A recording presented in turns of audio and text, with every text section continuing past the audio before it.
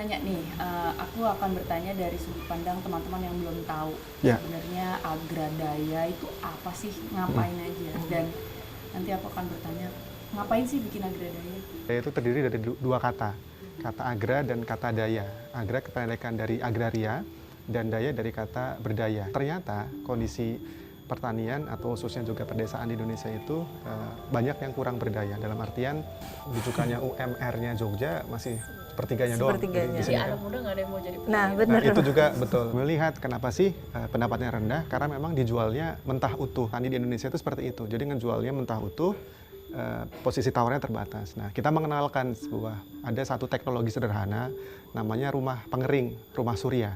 Jadi kayak oven gitu. Kalau oven biasa yang buat kue itu kan dari listrik sumber energinya, atau yang lain tuh pakai gas. Nah ini pakai tenaga surya, tenaga matahari. Terus nah kita manfaatin itu untuk mengeringkan panen rempah-rempah yang di petani.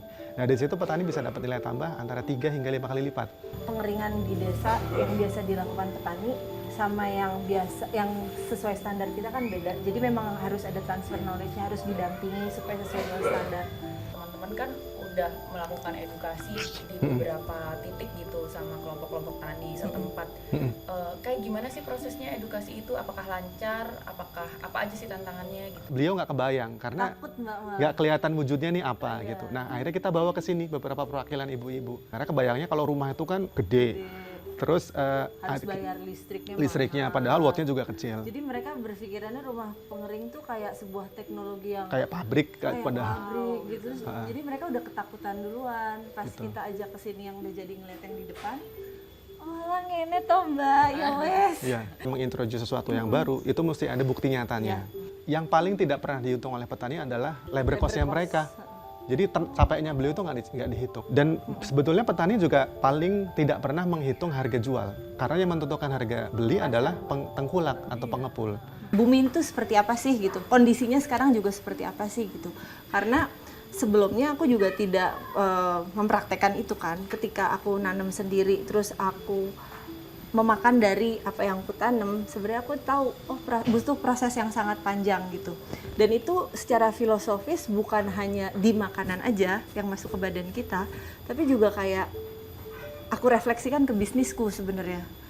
Betapa manusia tuh sebenarnya sekarang di bisnis pada umumnya saat ini udah terlalu cepat dari pertumbuhan bumi yang ada bumi saat ini gitu. Yang butuh proses tadi. Ya, dan sebenarnya mungkin manusia tuh bisa hidup dengan layak gitu, tapi nggak bisa semuanya sampai serakus-rakusnya gitu. Jadi memang harus ada plafon. Plafonnya itu apa ya? Lingkungan menurutku.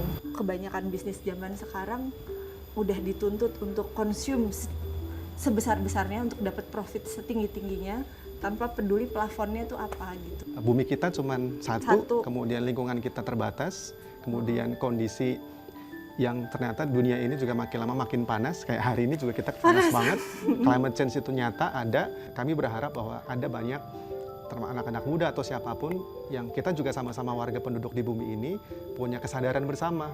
Kita mesti ngerawat dari langkah-langkah yang kecil.